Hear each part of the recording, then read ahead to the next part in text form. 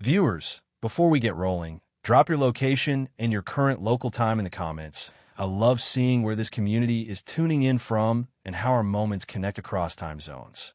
Now picture this John F. Kennedy International Airport's Terminal 4 on a day. So busy, it feels like the place is running on double gravity. That endless thrum of suitcase wheels on tile, the intercom squawks, the whiff of burnt espresso battling with the metallic tang of jet fuel. It's the kind of sensory mashup you could bottle and sell as ode to chaos. Into this comes Dr. Imani Carter, standing there like a calm island in a human hurricane, Navy bespoke suit crisp as a fresh $100 bill, microlocks glinting with delicate gold cuffs.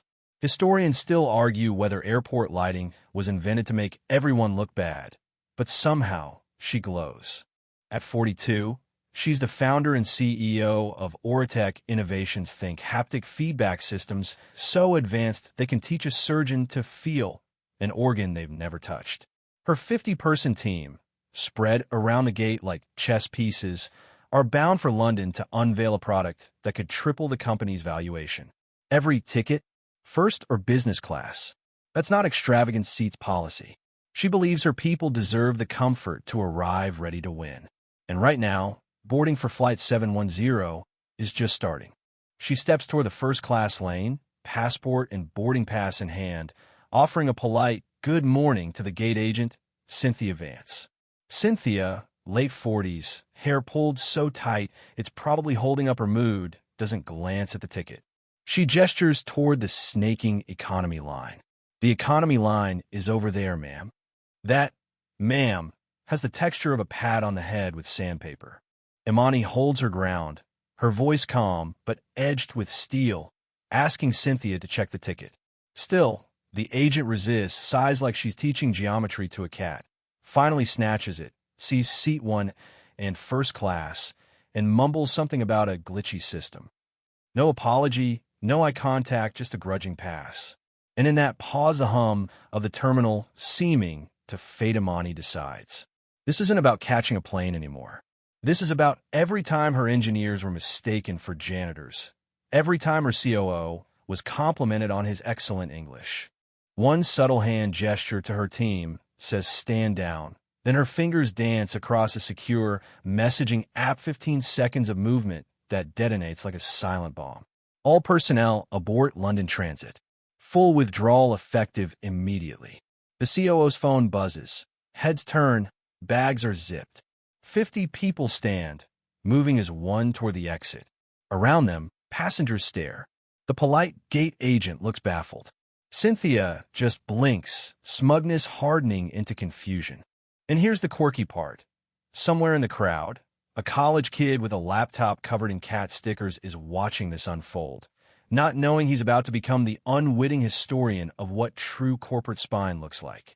David Chun, calm as a still pond, but with the focus of a chess grandmaster on move 37, informs the young gate agent Palatella that Oratech is 51st, and business class seats are being canceled, baggage to be returned immediately.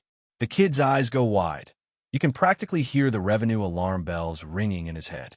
Cynthia, finally catching on that this isn't just one difficult passenger leaving, strides over, insisting they can't just walk away. David's reply, "We can and we are," delivered with all the warmth of a refrigerator light at 3 a.m. Her attempts at damage control die in the air when Imani steps in, laying out the truth in soft but surgical language. Cynthia's procedure was to assume a black woman in a tailored suit didn't belong in first class. No shouting, no drama, just a verdict that leaves the agent blinking like she's been told the Earth orbits the moon. Historians still argue whether Cynthia actually understood the gravity of what she'd done at that moment or only later, when the news cycle turned her into a cautionary meme. Backstage in the airline's corporate machine, panic sprouts like mold in a damp closet. Enter Robert Maxwell, duty operations manager, sweating through his too-tight suit. He learns the group leaving isn't just any corporate team, it's Oratech Innovations. And here's the kicker. Oratech's London trip was to finalize a deal with Neuralink Dynamics, a partner worth $500 million to the airline's parent company's freight division.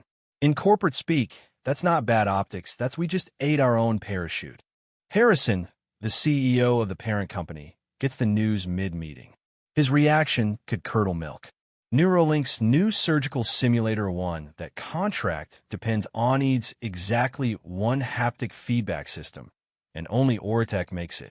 Translation: One Gate Agent's snap judgment has placed a $500 million strategic deal on life support.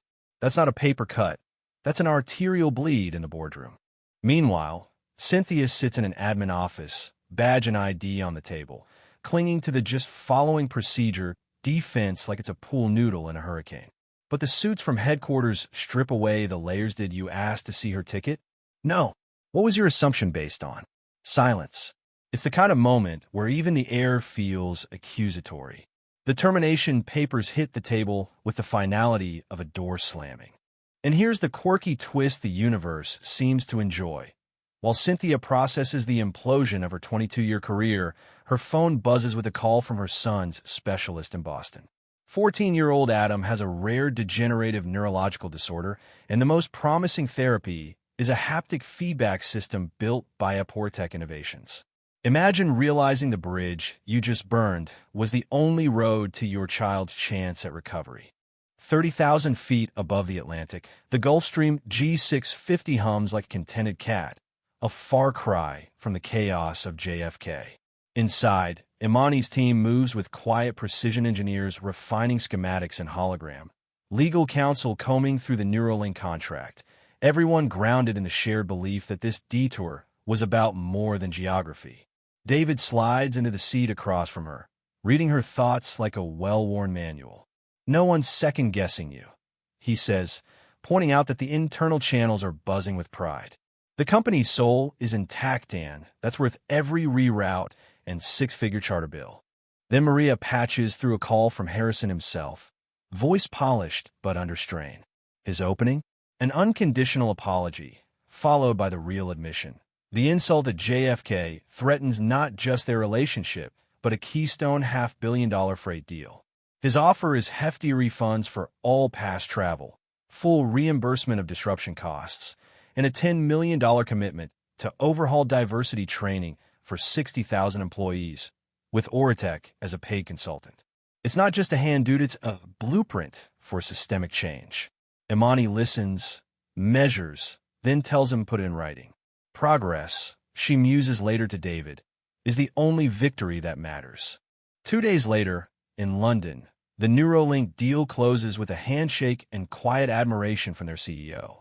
Back in her suite, an encrypted file lands in her inbox, a dry corporate rundown of the JFK fallout, ending with one human detail: Cynthia's son Adam, his diagnosis, and the fact that the only tech offering him hope is Oratech's own.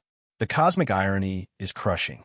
David reads it and says it's her bed to lie in.